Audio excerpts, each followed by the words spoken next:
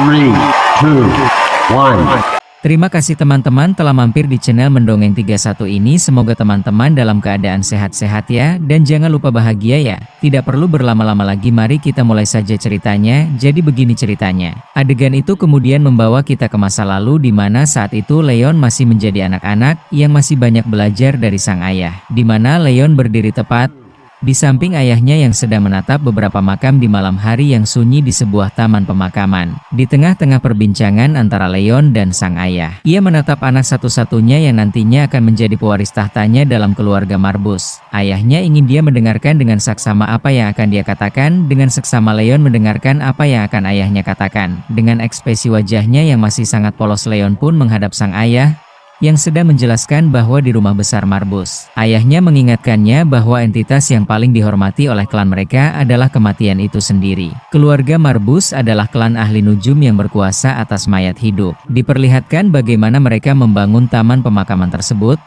seraya sang ayah meneruskan percakapannya. Bagi mereka, membalikan kematian dianggap sebagai hal yang paling penting. Dengan malam yang semakin gelap dan larut, patung-patung di pemakaman itu pun menyaksikan perbincangan antara anak dan seorang ayah yang sangat mendalam membahas tentang keluarga mereka. Sejenak Leon pun termenung dan memikirkan sesuatu. Dengan wajah anak-anaknya yang masih sangat polos, ia pun mengutarakan kepada sang ayah.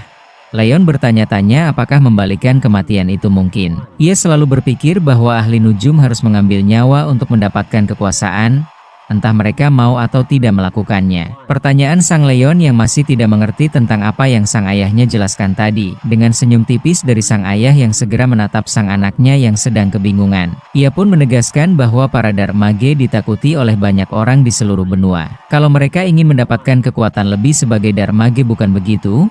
Aku lihat kamu sudah mempelajari sejarah dari keluargamu, Leon. Memang betul keluarga kita memang Darmage yang ditakuti oleh ribuan orang dari seluruh benua. Namun, itu tidak berarti mereka harus menjadi penjahat yang tidak berperasaan. Dengan ketegasan sebagai pemimpin keluarga, ia pun menatap anak satu-satunya itu dengan sangat berharap kepada sang anak untuk terus melanjutkan kepemimpinannya kelak. Ayahnya meminta Leon untuk berjanji bahwa tidak peduli siapa yang dia hadapi dalam pertempuran nanti, jika dia memegang kendali atas hidup atau mati, dia akan mengakhiri hidup mereka dengan damai dan cepat, tidak menyakiti sedikit pun. Dengan menundukkan badannya, sang ayah pun memegang pundak Leon untuk menekankan bahwa yang dibicarakan saat ini sangatlah penting untuk Leon itu sendiri. Pertanyaan ini terus menghantui pikiran Leon, yang dimana saat ini Leon berada di posisi terdesak karena begitu banyak Golbin di hadapannya. Dan terkadang dia mempertanyakan apakah dia masih harus menepati janjinya kepada sang ayah pada saat ia berhadapan kepada setiap musuh yang dia temui.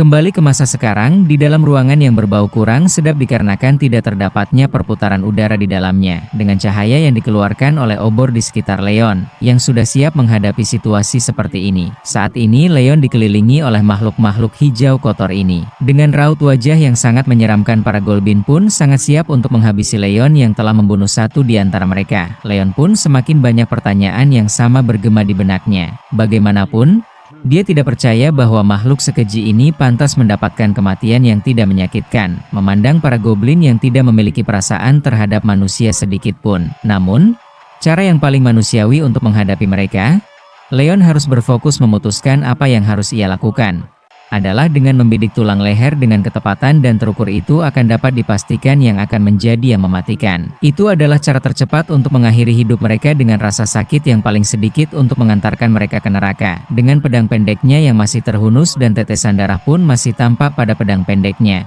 ia pun memandang satu persatu lawan yang ada di hadapannya, mengamati mana di antara Golbin itu yang akan jadi korban keganasan pedangnya berikutnya. Sang Goblin pun yang sudah siap dengan senjata tajam mereka yang sedari tadi ditujukan terhadap Leon. Sementara itu, singa hitam itu hanya terkesima setelah menyaksikan anak laki-laki kita mendapatkan pembunuhan pertamanya dengan mudah. Namun dengan rasa yang masih kurang percaya dengan apa yang ia lihat itu, sang singa hitam itu pun kini bergumam dalam pikirannya, meskipun Leon tampaknya tidak memiliki banyak pengalaman dengan pedang. Ia pun memandang tokoh utama kita itu dengan rasa kagum, namun ia tidak mempercayainya, dikarenakan tokoh utama tidak terlihat meyakinkan sebelumnya. Sang singa hitam pun melanjutkan gumamnya, ia menyerang tulang belakang dengan akurasi yang luar biasa biasa, di atas rata-rata orang pada umumnya. Dengan penuh rasa penasaran, sang singa hitam itu pun terus memandangi tokoh utama kita itu, yang saat ini berada di dalam lingkaran goblin-goblin yang sangat haus akan darahnya. Untuk sesaat sang singa hitam itu berpikir dan memperhatikan gerak-gerik dari tokoh utama. Sang singa hitam itu menganggap bahwa itu mungkin keberuntungan semata, atau mungkin hanya bakat alaminya saja. Dengan masih terus mengamati setiap pergerakan yang dilakukan oleh tokoh utama, sang singa hitam itu masih dengan pendiriannya terhadap pembunuhan yang dilakukan oleh Leon tadi. Namun dengan semakin banyaknya goblin yang menyerang, sang singa hitam tahu bahwa ia akan segera mengetahuinya. Apakah tokoh utama kita itu memang memiliki keterampilan bertarung dengan pedang atau hanya keberuntungan yang berada di dalam dirinya? Kita kembali melihat dan mengalihkan fokus kembali ke kondisi Leon saat ini yang sudah memastikan akan menghabisi seluruh goblin di hadapannya. Namun tokoh utama kita pun masih meragukan apa yang ia lakukan tadi terhadap goblin yang menjadi korbannya, dan di dalam benaknya ia bergumam. Bahkan aku percaya bahwa pembunuhan baru-baru ini aku lakukan itu lebih merupakan keberuntungan daripada keterampilan. Ia yakin akan menjadi tantangan melawan makhluk hijau ini. Dengan tampang yang sangat menyeramkan dengan matanya yang menyala kemerahan, sang goblin pun menatap ke arah tokoh utama. Dengan masih terus berkutat dengan apa yang Leon pikirkan, ia pun bergumam dalam benaknya. Bagaimanapun, goblin pada dasarnya cerdik dan licik. Dikarenakan saat ini goblin-goblin ini berada di wilayah kekuasaannya, yang mereka sangat mengetahui dengan pasti lokasi dari ruangan tersebut, di mana di dalam ruang itu terdapat titik-titik sangat gelap yang memungkinkan sulit untuk menerkanya. Dan yang lebih memperburuk keadaan lagi, visibilitasnya sangat buruk, kekurangan cahaya. Ia pun akan sangat kesulitan dalam mengambil keputusan, dan diperburuk dengan berkurangnya penglihatanku di waktu ke waktu. Keadaan akan menjadi lebih gelap lagi di saat ia terus membunuh satu demi satu goblin yang berada di hadapannya itu. Karena setelah tokoh utama kita memperhatikan bahwa obor berkedip-kedip dan akan mati setiap kali ia dapat membunuh goblin, ia menyadari bahwa ia perlu membiasakan diri dengan kegelapan selagi ia masih bisa. Dengan bersiap menyerang tokoh utama, kita mengganti strategi penyerangannya. Alih-alih memotong musuh, ia mengalihkan fokusnya untuk menusuk dan mencabut dengan tepat. Ia memulai aksi pembunuhannya. Tokoh utama kita bergerak dengan cepat memutari sang goblin, dan ia pun melesatkan tusukannya tepat di batang leher sang goblin. Kini dua goblin telah menjadi korbannya. Namun tanpa Leon sadari, satu dari goblin itu meloncat dari tempat yang gelap.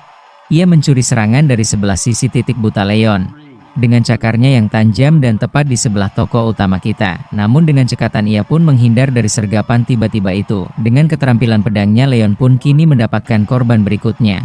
Satu lagi nyawa goblin itu melayang, dan dengan setiap goblin yang ia kalahkan, satu api lagi akan padam dan menggelapkan ruangan tersebut. Setelah semakin banyak obor yang mati, kondisi ruangan itu pun kini mulai menggelap, ditambah lagi hari mulai gelap. Dengan keringat yang membasahi tubuhnya, ia pun masih dapat berdiri dengan tegap menghadapi beberapa goblin yang masih tersisa. Mata Leon pun kini mulai menyesuaikan diri sehingga ia bisa melihat dengan cukup baik sekarang. Dengan adaptasi matanya terhadap cahaya yang kini semakin sedikit dan mulai menggelap dengan cepat, kini satu-satunya yang menjadi perhatiannya dan kekhawatirannya kini bertambah satu lagi.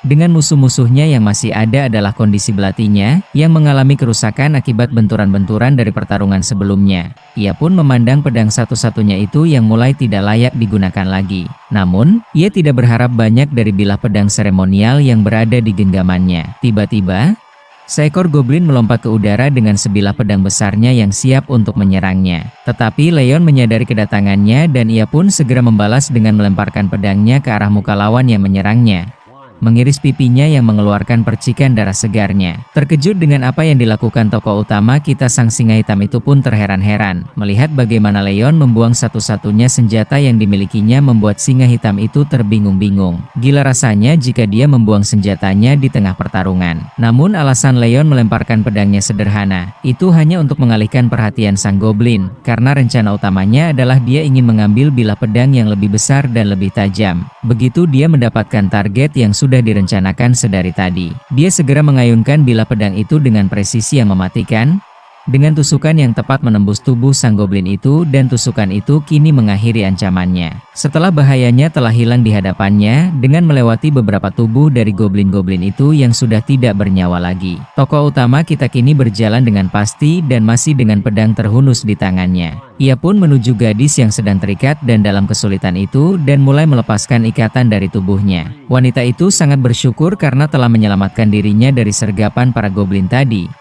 akhirnya diselamatkan oleh seorang pahlawan yang langsung muncul seperti di dalam dongeng. Namun akhir ceritanya tidak begitu cerah dan indah. Dengan mata birunya yang bercahaya dan raut wajah yang memancarkan rasa gembiranya, yang terlepas dari mara bahaya yang mengancam dirinya. Namun sebelum wanita itu sempat selesai mengungkapkan rasa terima kasih atas penyelamatan dirinya terhadap tokoh utama, Leon pun dengan sangat dinginnya menusukkan bilah pedang panjangnya itu tepat di tengah dada sang wanita itu. Dan seketika itu juga raut wajah sang wanita itu pun berubah. Kini matanya membesar menahankan rasa sakit yang luar biasa dari tikaman pedang tersebut. Saat bilah pedangnya mendarat, Leon teringat akan nasihat yang pernah diberikan ayahnya. Ia berbicara tentang monster yang memiliki kemampuan meniru manusia, yang pernah ditemuinya selama perjalanannya melintasi benua. Leon pun menyabut bilah pedang itu dari tubuh sang wanita yang kini berteriak merintih kesakitan, dan darah sang wanita itu pun kini membasahi tubuhnya. Dengan sikapnya yang dingin setelah melihat sang wanita tidak berdaya, kini Leon pun menusuknya lagi tanpa ampun, menyebabkannya mengerang kesakitan. Dan saat itu mulai tampaklah siapa sebenarnya wanita itu. Dengan kuku panjangnya dan taring di mulutnya yang sudah dapat dipastikan lagi dia bukanlah manusia. Alasan untuk menusukkan bilah pedangnya untuk kedua kali yang tak terduga ini, sekali lagi adalah karena kata-kata ayahnya. Ia secara khusus memberitahu Leon bahwa mereka yang menipu dan mengeksploitasi kepercayaan orang lain tidak pantas mati dengan tidak tenang. Mereka harus mengalami rasa ketakutan dan keputusasaan yang sama seperti yang dirasakan oleh korban-korban mereka. Jadi, Leon percaya wanita ini pantas mendapatkan pelajaran itu melalui penderitaan yang ia harus alami. Saat ia memulai penyiksaannya, dengan wajahnya yang tanpa belas kasih, Leon pun melanjutkan penyiksaan itu terhadap sang monster wanita. Teriakan sang wanita itu bergema di seluruh ruang bawah tanah, dan itulah teriakan terakhir dari sang wanita. Dengan kematiannya, obor terakhir pun padam. Selesai sudah tugas pertama Leon dalam petualangannya untuk lebih kuat dari para pendahulunya. Kita akan melanjutkan petualangan Leon di episode berikutnya. Terima kasih teman-teman telah menikmati channel ini dan tidak segan-segan untuk selalu mengingatkan untuk memencet tombol subscribe-nya, tombol like-nya, dan aktifkan juga lonceng untuk tidak terlewatkan episode baru dari Mendongeng 31. Terima kasih.